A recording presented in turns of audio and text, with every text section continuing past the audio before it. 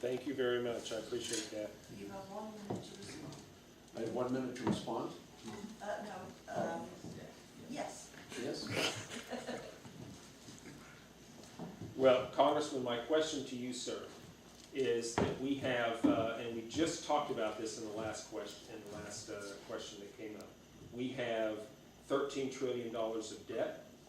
We have $1.5 trillion of a budget deficit. You articulated the delta between what we're bringing in and what we're spending, and I would propose that that's your difference, that's your delta, because you're the one that has been voting for these spending measures.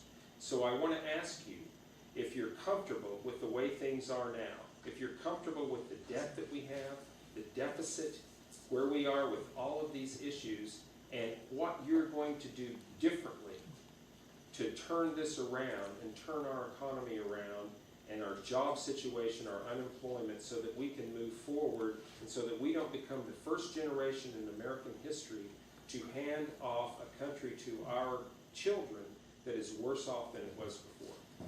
Well, is it my turn to respond? Yes. I'm going to do exactly what I've been doing. During the Clinton administration, I chaired the New Democrat Coalition. We put together a balanced budget amendment. We passed it.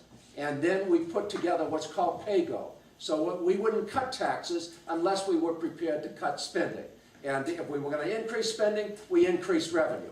And in fact, during the Clinton years, we created almost 22 million new jobs, and we left President Bush with a surplus of $5.6 trillion, which President Bush promptly took, cut taxes, reduced revenue, got rid of the PAYGO requirement, increased spending on 2 wars, and then left the next president with $3.5 trillion of additional debt. There was a $9 trillion fiscal reversal. My policies are clear. I vote against tax cuts that are not paid for. I want new spending paid for. I want this budget balanced. And that's what I'll continue to do. Thank you.